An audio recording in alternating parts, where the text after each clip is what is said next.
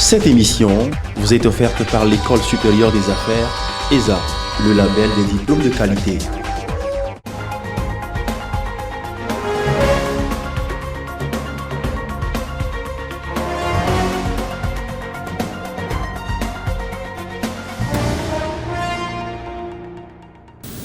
Bienvenue à tous.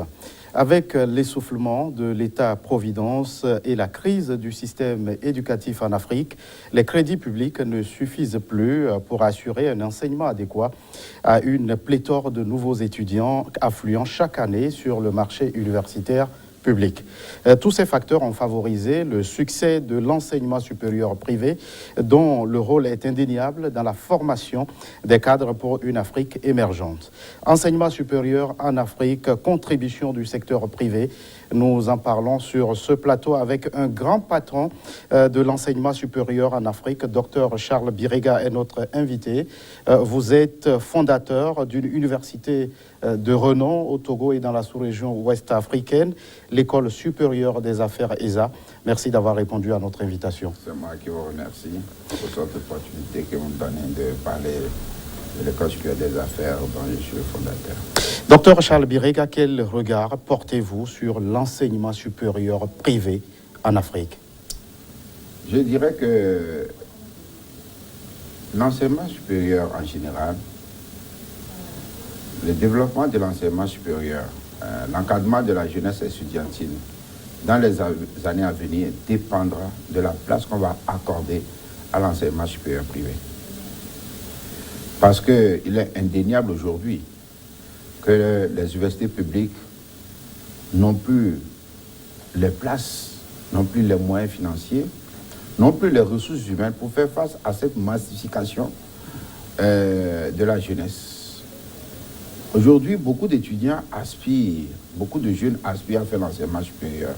Et ce qui est une bonne chose. Ils ont soif de connaissances. Nous avons beaucoup de bacheliers qui viennent sur le marché de l'enseignement supérieur privé, et public et privé. Et cette jeunesse a besoin d'avoir des offres de formation à la taille de ce qu'ils veulent.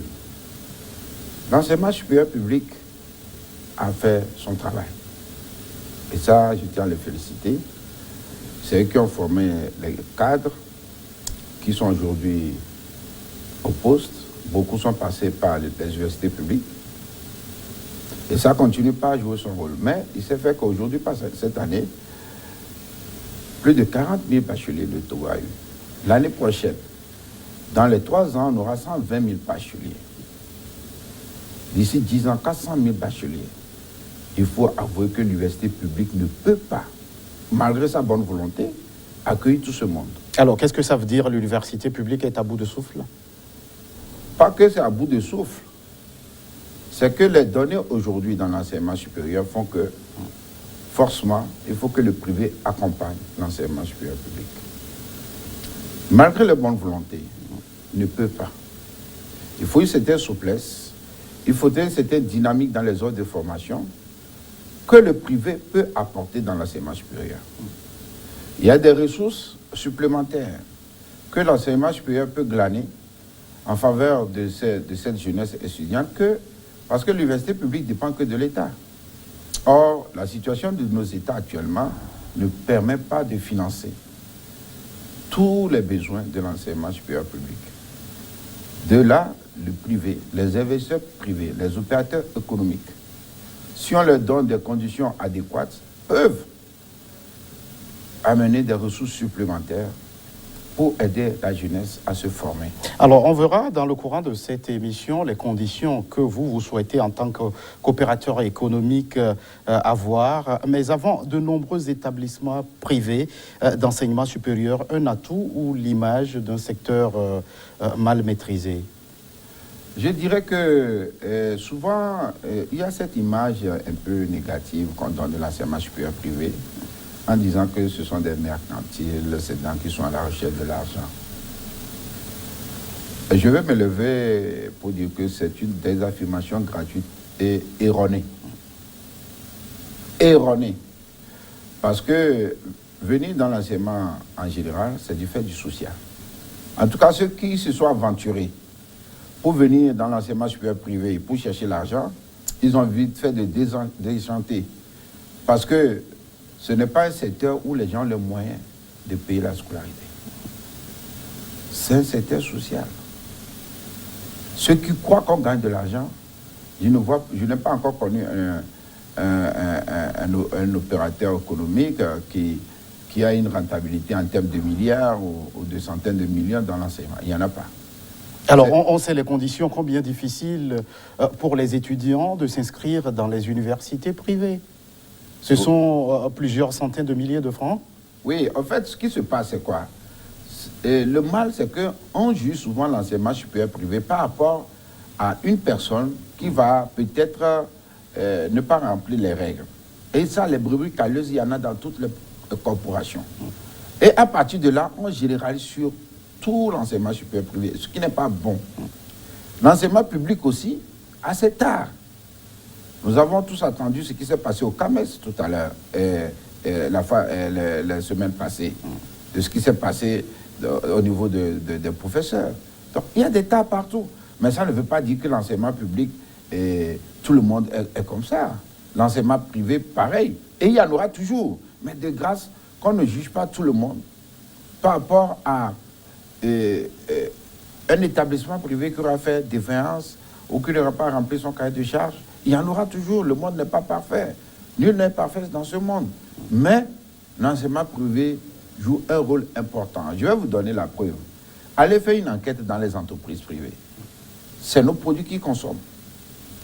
Allez dans les banques.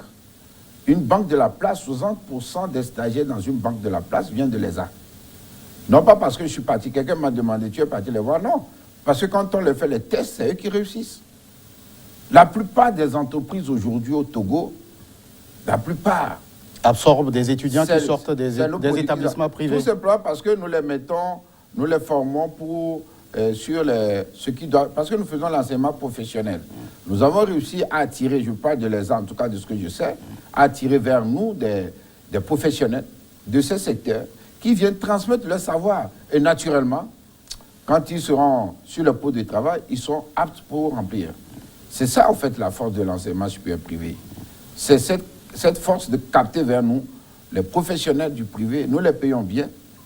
Nous avons des directeurs, des chefs de banque, des chefs d'entreprise, des directeurs financiers, des directeurs ressources, des gens de grande renommée qui viennent au niveau national, international, qui viennent transmettre le savoir, sans forcément être des professeurs titulaires, des docteurs, non. Mais ils ont un savoir dont les jeunes ont besoin. Et nous avons réussi à les attirer vers nous. Alors, je vous donne maintenant... Je parle de l'enseignement de l'ESA, je ne connais pas le cas des autres, et c'est ça notre force. Et c'est pour ça que quand nos produits sortent, et quand on fait un test dans une entreprise pour recruter quelqu'un, c'est nos produits qui sortent. C'est nos produits qui réussissent par rapport aux diplômés des universités publiques. Seulement là où on nous empêche, nos étudiants ont les handicaps, c'est dans les concours de fonction publique. Et ça, on doit poser la question. Pourquoi justement, il se pose ce problème d'homologation des diplômes. Alors, est-ce qu'à ce niveau, on n'est pas en train de... je ne sais pas, est-ce que vous n'êtes pas en train de former des gens, des chômeurs pour déverser dans la rue? Non, le problème, c'est que ces problèmes ne se posent qu'au Togo. Ce n'est qu'au Togo que ce problème se pose. Ailleurs, non. Dans l'espace CAMES, ça ne se pose pas. Et vous comprenez pourquoi ce problème se pose au Togo? Non, le problème, c'est des problèmes de personnes. C'est des problèmes de personnes. De la jalousie. Nous, on dit une chose, qu'on n'a qu'à laisser tout le monde passer le concours de la fonction publique. Ceux qui ont réussi, on leur demande leur diplôme. Alors, ce qu'ils veulent contrôler, si l'établissement est régulièrement inscrit, etc. Ben ça, on peut mettre en place une commission de contrôle composée des universités publiques et privées pour faire ce contrôle. Nous avons des agréments en bonne et due forme. Nous avons des diplômes reconnus par le CAMES. Je vais vous dire une chose, ce qui surprend les gens, vous savez qu'il n'y a que les universités privées qui ont des diplômes reconnus par le CAMES au Togo. Aucune université publique au Togo n'a des diplômes reconnus par le CAMES. Allez sur le site du CAMES, vous verrez. ESA a des diplômes reconnus par le CAMES. ESA a certifié ISO. La qualité, c'est dans l'enseignement supérieur privé. Mais malgré ça, on passe tout le temps à nous dénigrer Est-ce que ce n'est pas parce que dans le processus d'obtention de ces diplômes, il y a des failles qu'on déplore? Je vais être honnête avec vous. Le problème, c'est que ceux qui sont en charge de l'homologation, ce sont des professeurs d'université. Tout le problème est là. Ceux qui dirigent les histoires de l'homologation au ministère de l'enseignement, ce sont des professeurs d'université.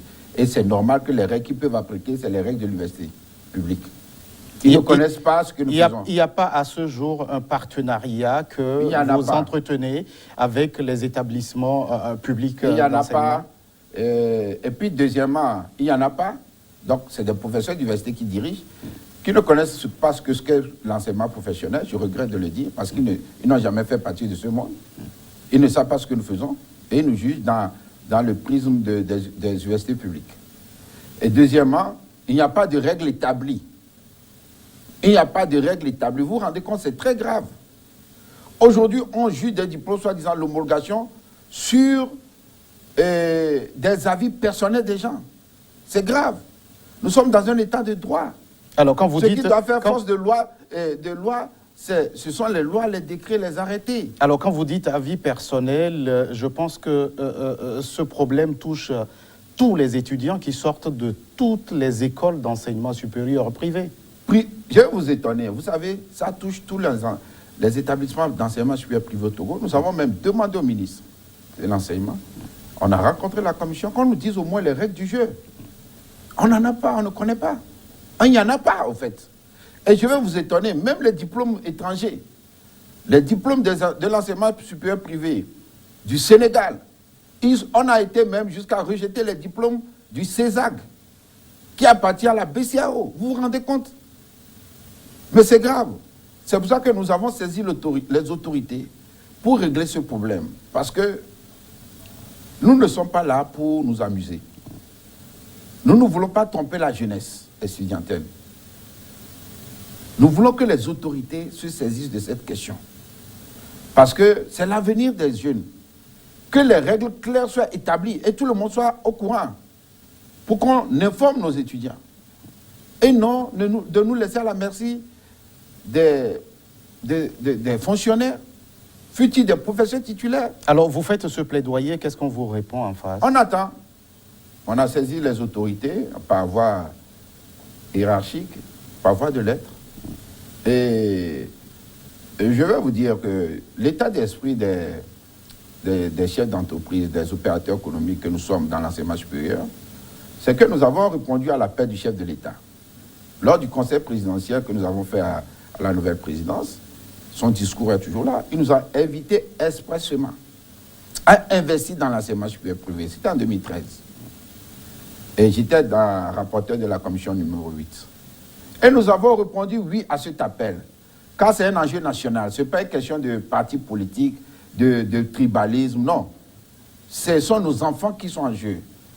C'est la jeunesse, c'est l'avenir de la nation. Ce sont nos enfants, ce sont nos petits frères. Alors, le seul tort que nous avons, c'est d'avoir répondu favorablement à cet appel. Et maintenant, dans les ministères, on nous trimballe, on nous injurie, on nous traite de tous les noms. Nous avons écrit à l'autorité pour qu'on nous dise exactement qu'est-ce qu'on veut encore. Si nous n'avons pas de réponse, ça va nous décourager. Et je vais vous dire, la rentrée qui est en train de suivre, il y a un indicateur que les gens doivent suivre. Beaucoup d'établissements d'enseignement supérieur privé au Togo n'ont pas fait de communication. Beaucoup sont sortis à fin août. Beaucoup ont baissé les bras, certains vont fermer volontairement. Non pas qu'ils ont des problèmes, mais ils vont fermer. Et réinvestir leurs trucs ailleurs. S'ils ont des bâtiments, ils vont faire des appartements. Et qui sera perdant, c'est la jeunesse. Parce que pour vous, vous ne vous sentez pas encouragé par l'État? Non, c'est que le climat des affaires dans le domaine de l'enseignement privé décourage. La réglementation décourage. Aujourd'hui, nous ne pouvons plus ouvrir de nouvelles filières. Nous avons déposé des demandes depuis 2 ans, 3 ans. On n'a aucune suite.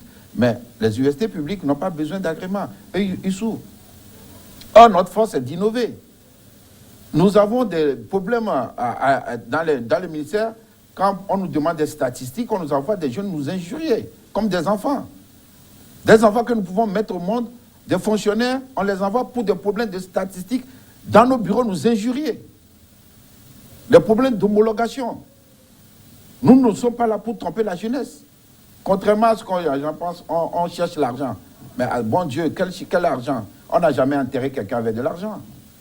Nous sommes là pour aider le Togo à réussir. Docteur Charles Birega. Nous ne sommes pas là pour faire du mercantilisme comme on pense. Il y en a partout dans toutes les corporations. Néanmoins, vous reconnaissez qu'il y a des brebis galeuses dans ce secteur, docteur Charles Birega. Alors, je vais vous donner maintenant quelques chiffres. L'accès à l'enseignement supérieur pour le groupe d'âge concerné en Afrique, dans son ensemble, demeure à 5%. Une moyenne régionale qui est la plus faible au monde. Ça, c'est un constat. Est-ce que la floraison des établissements privés d'enseignement supérieur peut-elle contribuer à inverser cette tendance? Je vais vous étonner. Vous savez, le problème de la floraison de l'enseignement supérieur privé, c'est la faute à qui? Qui délivre les agréments? Ce n'est pas nous, c'est l'État, c'est le ministère. C'est là qu'il faut poser la question. Parce que nous, en tant qu'opérateurs, ne sommes pas responsables. Et je vais vous étonner, j'ai fait une petite enquête. Vous savez, les hôpitaux aujourd'hui ont des problèmes. Pourquoi? Parce que les professeurs titulaires, les agrégés dans la santé, ben, c'est des gens qui sont partis ouvrir des cliniques et ne viennent pas à l'hôpital. C'est la même chose qui se passe dans l'enseignement supérieur privé. Derrière les établissements, il y a qui? Parce que les gens pensent qu'on veut gagner de l'argent. Et c'est ça qui crée ces établissements. Ce n'est pas des individus qui se lèvent. Et j'en connais des gens qui ont des grades universitaires, professeurs titulaires qui ont créé des universités privées, alors que normalement la réglementation de la fonction publique l'interdit. Et ils l'ont créé, ils ont vu que, au fait, l'argent n'est pas là. Il n'y a pas l'argent dans l'enseignement. Ils ont déchanté. Il n'y a pas l'argent. Il y en a. Alors, le problème, c'est de demander au ministère qui est derrière ces établissements, qui délivre les agréments. Vous savez, on a suspendu la délivrance des agréments, mais on a délivré certains. Et qui est derrière tout ça? Alors, est-ce que là, vous appelez à plus de vigilance de l'État? Vous savez, je ne sais pas pourquoi on ne veut pas que nous allions de l'avant. L'enseignement, je reviens des États-Unis. Je vais vous donner un exemple. Je reviens des États-Unis, j'étais à Austin, au Texas, chez mon partenaire. J'ai des opérateurs qui sont prêts à venir investir des milliards dans l'enseignement supérieur. Vous savez, aux États-Unis, c'est l'enseignement supérieur privé qui réussit, qui forme les entreprises. Là-bas, même l'enseignement, c'est pratiquement privé. Il y a des ingénieurs publics. Et ça montre c'est ça qui justifie le dynamisme de l'économie américaine. Il faut dire une chose, c'est que si nous devons développer la formation dans l'enseignement supérieur de la jeunesse. Et le privé joue un rôle important dans tous les pays. Alors, si nous on refuse ça, on n'ira pas loin. Donc, je disais que je devais amener des investisseurs, mais j'ai refusé. J'ai eu la visite dans mes locaux d'université suisse qui étaient prêts à investir 12 milliards avec moi. Mais j'ai refusé. Mais avec cet environnement, cette réglementation, moi je voulais qu'on vienne aider la jeunesse togolaise. Mais quand on nous traite de tous les noms comme si nous sommes à la recherche de l'argent, mais non, il y en a qui le cherchent, mais grâce, ce n'est pas le cas de tout le monde. On l'a compris, docteur Charles Birega. Ce que je veux dire, c'est les autorités, les plus hautes autorités qui doivent se saisir de cette question. Nous avons écrit, il faut qu'une réponse nous soit donnée. Parce que l'environnement dans lequel nous baignons n'est pas porteur. Et si on se tait, dans les 2-3 ans, vous allez voir beaucoup d'établissements d'enseignement privé qui vont baisser les bras. On l'a compris, c'est votre constat. C'est votre constat, docteur Charles Birega. Nous allons observer une toute petite pause, le temps d'une nouvelle édition du journal sur votre chaîne.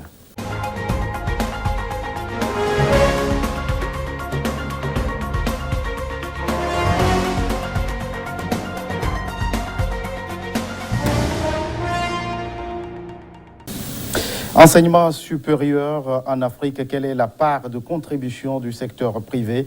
Nous en parlons en seconde partie de ce numéro de votre émission Invité Afrique avec le docteur Charles Birega, fondateur de l'université ESA, École supérieure des affaires. Docteur Charles Birega, de nombreux retards s'accumulent depuis quelques décennies dans le domaine des réformes au niveau de l'enseignement supérieur dans son ensemble. Est-ce que le privé est au pas? En fait, nous, ce que nous avons fait dans le privé, nous sommes conscients qu'au niveau national, il y a du retard. Alors nous nous mettons aux normes, parce que aux normes du CAMES. Par contre, le CAMES n'est pas en retard.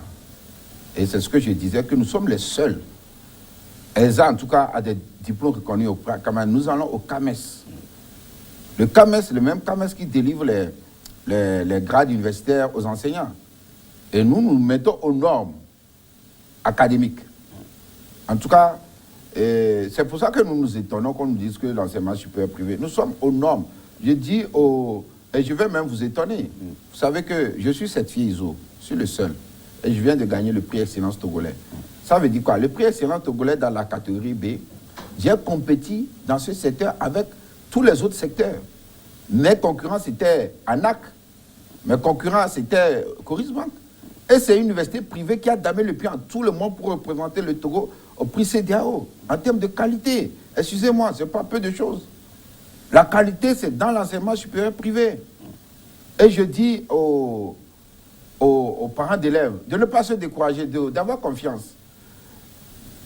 Aux États-Unis, je vais vous dire, la qualité ne se mesure pas ici. Les diplômes de l'ESA sont reconnus par la World Education Service des États-Unis et du Canada.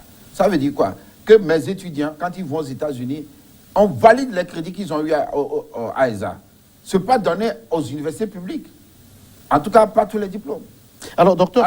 ainsi la qualité, je vais vous dire, les Américains font des enquêtes avant d'agréer, de valider un diplôme. Alors, si la qualité n'est pas au rendez-vous, pourquoi les Américains vont le faire? Pourquoi le Canada? Ne parlons pas de Campus France. En France, beaucoup de nos diplômés vont en France sans problème et continuent. Oui, vous êtes en train de nous démontrer que dans le privé, il y a de la qualité. Mais le paradoxe des diplômes sans emploi et du manque de main-d'œuvre qualifiée est une réalité en Afrique. Comment, docteur Charles Biriga, a relevé ce défi? Ce défi, je l'ai toujours dit, je l'ai fait en comptabilité. Le problème de l'éducation, formation, emploi. Certains pensent que c'est une faiblesse. Non, j'ai dit ça va toujours demeurer. C'est une loi éternelle. C'est-à-dire que les entreprises innovent plus vite que le temps que nous mettons en place les curricula pour répondre. Il y aura toujours un différentiel. Et ça veut dire que vous ne vous adaptez pas rapidement? Non, justement, nous nous adaptons. C'est le privé qui s'adapte. C'est le privé, je vais vous dire, nous, le privé, nous n'avons pas les mêmes obligations que les universités publiques. Parce que nous, si vos produits ne sont pas consommés, vous allez fermer. Vous êtes obligé de faire des formations qui répondent aux besoins des entreprises. Contrairement aux universités publiques, qui, quoi qu'ils fassent, ils ont le budget de l'État. Donc si nous existons, c'est que nous avons des formations qui correspondent aux besoins des entreprises. Mais ce que je dis, c'est qu'au-delà de ça, nous faisons ce qu'on appelle des formations continues, des formations complémentaires. C'est pour ça que nous faisons venir dans nos universités des professionnels. Pour justement combler ce gap entre la formation et ce qui se fait en entreprise. Alors concrètement, au niveau de cette inadéquation entre la formation et la demande sur le marché de l'emploi, alors comment est-ce que vous pouvez expliquer les causes? Non, les causes, comme j'ai dit, en fait, la solution, plutôt, c'est de faire venir dans nos établissements ces professionnels pour pouvoir dispenser des formations correspondant aux besoins des entreprises. Et c'est ce que nous faisons. C'est ça la formation professionnelle. C'est ça la force de l'enseignement supérieur privé dans ESA. Nous faisons venir des formations, nous révisons nos curricula chaque année. Et souvent même nos enseignants, les professionnels, c'est eux qui nous informent des innovations dans leur secteur. Et nous mettons ça au programme pour que nos étudiants, l'essentiel, c'est de sortir et d'être opérationnels. Parce que c'est le souci permanent que nous avons. Parce que si nos étudiants n'arrivent pas à répondre aux besoins des entreprises, à terme, nous n'allons plus exister. Alors, on dit souvent qu'en Afrique, l'enseignement supérieur, de manière générale, rencontre de grandes difficultés pour parvenir à une véritable masse critique de professeurs de qualité. Est-ce que l'enseignement privé s'en démarque? Oui, quand on parle de professeurs de qualité, au fait, c'est lié au grade du CAMES. Et ça, je vais vous dire que nous avons constaté au fait que le mandarinat qui existe au CAMES empêche aux jeunes d'accéder au grade du CAMES. La fois dernière, la dernière session du CAMES, à révéler l'état de ce qui se passe. Et ça a découragé plus d'un à faire la carrière universitaire. Nous avons des jeunes qui ne veulent pas faire le doctorat parce que les grades universitaires, pour les avoir, j'en suis un. J'ai un doctorat en finance, je suis diplômé de France. Excusez-moi, en France, je suis maître de conférence. Mais ici, on va me mettre assistant. Et Dieu seul sait, si vous voulez accéder au poste de titulaire, vous ferez face au tribalisme, au sectarisme. Donc, comme j'ai le titre d'expert comptable, je suis parti dans faire ma profession d'expert comptable qui m'a bien réussi depuis 25 ans. Mais je suis revenu à mes premiers amours, mais en créant une université privée pour aider la jeunesse. Et ça, je le dis. Donc, il y a ce problème. Il faut aussi dire qu'il y a aussi le problème de la rémunération. C'est-à-dire que pendant longtemps, on n'a pas bien rémunéré les enseignants de l'université. Et ce qui n'encourage pas les gens à faire le grade. Mais maintenant, je crois que j'ai appris quand même qu'on a amélioré tant soit peu. Sous le ministre Broum, il y a beaucoup d'évolutions pour les enseignants du supérieur privé, ce qui encourage aujourd'hui les jeunes. Mais il ne faut pas oublier de régler le problème de CAMES, le mandarinat. C'est-à-dire que certains qui arrivent au haut de l'échelle ne veulent pas que les jeunes y arrivent pour des raisons souvent personnelles, c'est-à-dire le sectarisme, le tribalisme. Non, et je crois que la fois dernière, le problème du CAMES, et ce problème doit être réglé. Nous allons maintenant aborder un sujet qui vous préoccupe au niveau de l'enseignement supérieur privé, c'est la démarche qualité. Docteur Charles Birega, vous êtes à la tête d'une grande institution d'enseignement supérieur au Togo, plusieurs fois distinguée. Alors, qu'est-ce que la démarche qualité implique de manière générale dans l'enseignement supérieur? La démarche qualité, c'est l'écoute client. L'amélioration continue. L'écoute client, pourquoi? L'écoute client, quelque chose d'important chez nous, c'est d'écouter les étudiants. Nous avons mis en place des procédures pour les écouter, pour les satisfaire. Parce que les étudiants sont venus, les parents, nous avons mis en place une association de parents d'élèves, nous les écoutons. Quelles sont vos attentes par rapport à notre université? Et c'est dans leur attente que nous tirons notre politique stratégique. Car l'objectif, ce n'est pas, toi, soit peu comme on croit créer une entreprise pour gagner l'argent. Non, c'est de satisfaire sa jeunesse. Et c'est ça la démarche qualité chez nous. C'est l'amélioration continue parce que nul n'étant parfait dans ce monde, il y a des dysfonctionnements. Donc nous essayerons de corriger nos dysfonctionnements au fur et à mesure. Maintenant, l'année prochaine, nous mettons un dispositif en place pour corriger les dysfonctionnements en temps réel. Ça veut dire quoi? Que si un étudiant a des problèmes, un parent d'élève, un personnel de l'administrative a des soucis, on doit lui apporter la réponse adéquate à temps réel. C'est ça la démarche qualité. La démarche qualité aussi, comme vous avez dit, nous avons eu des prix au Togo, nous venons d'avoir le prix qualité, prix excellence. Nous avons des prix en France, en Espagne, aux États-Unis. Pas plus tard qu'hier, j'ai été distingué à Houston. Un prix m'a été envoyé à Houston pour distinguer ESA comme une école de business de qualité. Donc nous sommes connus dans le monde entier. Et cette démarche qualité donne de la notoriété à l'établissement. Auprès des entreprises, d'abord des employeurs, parce que les entreprises doivent consommer des produits de qualité. Donc, de la notoriété et au plan international. Voilà pourquoi aujourd'hui, tous nos diplômés, quand ils vont dans le monde entier, même en Chine, ils arrivent à continuer leurs études tranquillement. Ils arrivent, aujourd'hui, beaucoup d'entreprises nous écrivent à ESA. Des entreprises aujourd'hui nous écrivent, des multinationales, pour nous demander d'envoyer nos étudiants pour être embauchés. Nous avons des ambassadeurs de renom, je ne vais pas en parler ici, qui nous écrivent pour accueillir nos stagiaires. Voilà la démarche qualité. Mais la démarche qualité aussi permet justement, je crois que dans le référent CAMES, on a parlé aujourd'hui de la démarche qualité. C'est devenu une norme qui s'impose aussi à l'enseignement supérieur. Nous avons dévancé cela depuis 2013, où nous avons été certifiés. Ça fait donc 5 ans. Et aujourd'hui, nous ne sommes pas seulement dans la ISO 9001, version 2015, nous sommes dans la 50001. ISO 50001, c'est la norme pour l'efficacité énergétique. Alors, qu'est-ce qui se passe lorsqu'on constate que beaucoup d'établissements ne s'inscrivent pas dans cette démarche qualité? Bon, en tout cas, moi j'ai invité, en tant que trésorier du CEPES, le Conseil des soins privés d'enseignement supérieur, j'ai invité tout le monde, de s'inscrire dans cette démarche. Parce que nous, on n'a pas le choix, on doit offrir des produits de qualité sur le marché. Si l'université publique peut s'en passer parce qu'ils ont le budget de l'État, Mais nous, c'est une donne. Donc, tout le monde a été invité. Aujourd'hui, je ne suis plus seul. Je suis le premier. Il y a d'autres établissements qui sont dans la démarche qualité. Il y en a, je crois, 2 qui ont été certifiés aussi. Il y en a d'autres qui sont en cours. Et c'est en train de devenir, parce que je ne vous cache pas que ça coûte cher. C'est un produit de prince. Ça coûte cher, c'est des millions. J'ai été certifié par Intertel France. C'est des millions. L'auditeur doit venir pour vérifier chaque année. C'est pour ça que j'ai dit, si on ne nous encourage pas, les gens ne vont pas investir. Le problème, beaucoup ont baissé les bras dans cette dynamique parce que l'environnement réglementaire... Alors, quand vous parlez d'encouragement de l'État, concrètement, s'il vous est donné de dire ce que vous attendez précisément de l'État, qu'est-ce que vous voulez? Ce que nous voulons de l'État, d'abord, de recréer une commission. Nous comprenons le souci de l'État de vérifier les diplômes des privés, parce pour vérifier. Donc, autant dire pas commission d'homologation, mais commission de contrôle. Mais que ceci, de tous les diplômés. Parce que le problème, c'est que même les universités publiques, elles ne sont pas soumises à cette réglementation. Or, ce n'est pas normal. Donc, tous les diplômés, nous, ce que nous proposons, c'est de laisser tout le monde passer le concours de la fonction publique. Maintenant, ceux qui ont réussi, on met en place une commission ad hoc pour vérifier l'authenticité des diplômes, voir où ils ont eu ça, et fixer des règles claires pour reconnaître ces diplômes pour ceux qui vont réussir, et fixer ces règles, et que ces règles nous soient communiquées au privé avant les concours, pour qu'on informe nos candidats.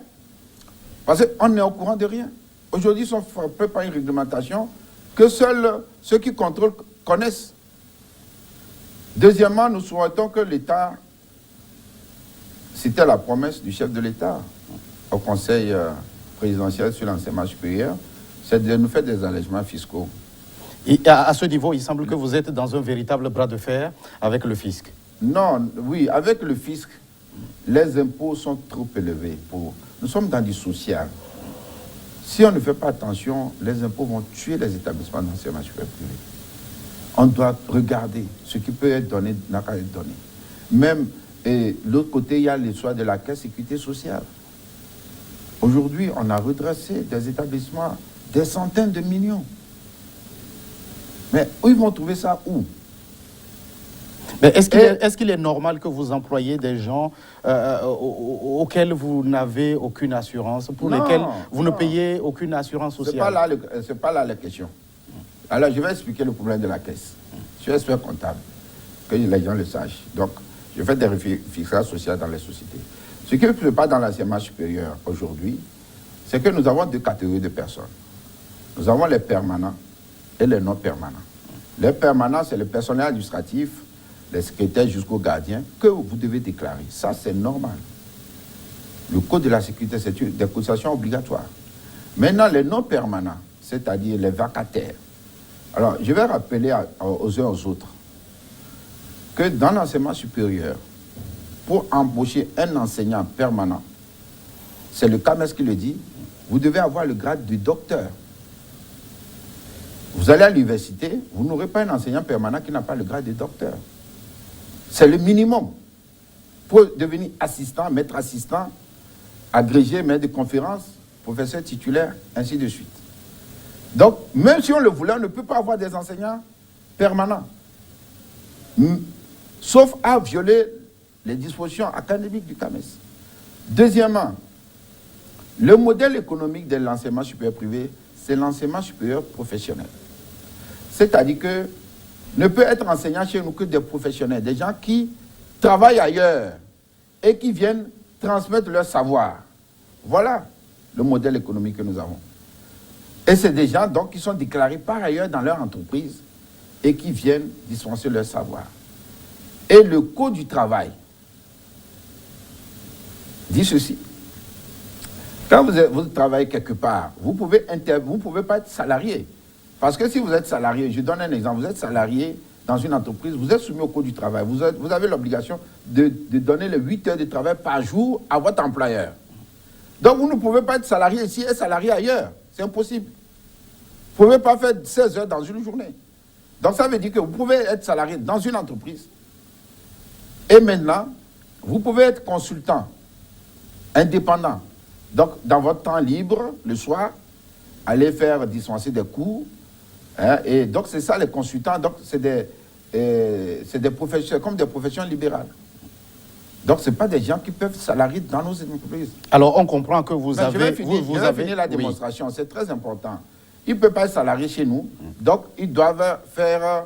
Ils sont des professions libérales, des prestataires de services. Et d'ailleurs, ce n'est pas nous qui le disons, ce sont les impôts qui le disent.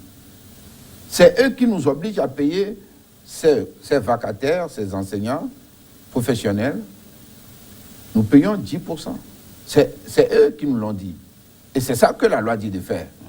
Mais de grâce, on ne peut pas considérer quelqu'un comme prestataire de services et en même temps comme salarié. Non. C'est le problème d'interprétation des tests. Alors, on comprend, vous avez des permanents et des non-permanents. Est-ce que vous êtes en train de nous dire que tous les permanents, eux, ils sont déclarés? Dans tous les cas, si quelqu'un permanent n'est pas déclaré, là, c'est normal que la sécurité sociale réclame. Là, ils ont raison. Ce n'est pas de ça qu'on parle. C'est les non-permanents, les enseignants vacataires. C'est eux dont nous parlons. Et même, je vais vous dire une chose. Ce que le code dit, ce n'est pas qu'ils ne soient pas déclarés. C'est que, dans ce que on te paye, toi, en tant que prestataire de services, tu dois aller payer ta cotisation. Regarde, moi-même, je suis un expert comptable.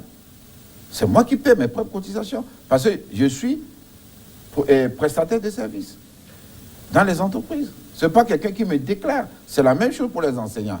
Alors, ce que nous avons dit, comme c'est un problème d'interprétation des thèses, j'étais le porte-parole des établissements privés pour aller à la caisse. Nous avons dit que, mais, quand cela nous tienne, on n'a qu'à faire une réunion ensemble avec l'OTR pour nous être d'accord sur une seule interprétation. Si vous voulez qu'il soit salarié ou si vous voulez qu'il soit prestataire de services. Mais on n'a pas eu ça et on a redressé les établissements. J'admire beaucoup ce que madame, le directeur général de la Caisse fait. C'est une femme très dynamique. Je dis souvent qu'elle a même fait plus qu'un homme. Quand elle était à la directeur générale des impôts, elle a construit un immeuble que même les hommes, nous les hommes, on n'a pas fait. Elle a beaucoup de mérite. Mais de grâce, qu'elle nous écoute. Nous ne sommes pas contre la déclaration. Non, non, non. Si nous nous accordons, on va le faire. Personne n'est là pour être dans l'illégalité. Mais de grâce qu'elle nous écoute. On l'admire, elle a beaucoup de mérite. Mais nous ne voulons pas non plus, nous ne voulons pas entacher sa mission. Nous voulons l'aider à accomplir sa mission à la dette de la Caisse, c'est-à-dire d'amener tout le monde à la cotisation sociale. Donc, quand on nous écoute, on n'est pas là pour dire qu'on ne veut pas faire. Mais on vous écoute en tant que promoteur de l'enseignement supérieur au Togo. Nous attendre. Docteur Charles Birega, on a compris. Merci pour cet appel que vous lancez. Il n'est pas tombé dans les oreilles de sourds. Merci d'être passé sur ce plateau, docteur Charles Birega. Vous êtes fondateur de l'École supérieure des affaires, promoteur de l'enseignement supérieur au Togo. Merci à vous qui êtes restés à notre compagnie. À très vite pour un nouveau numéro de votre émission Invité Afrique.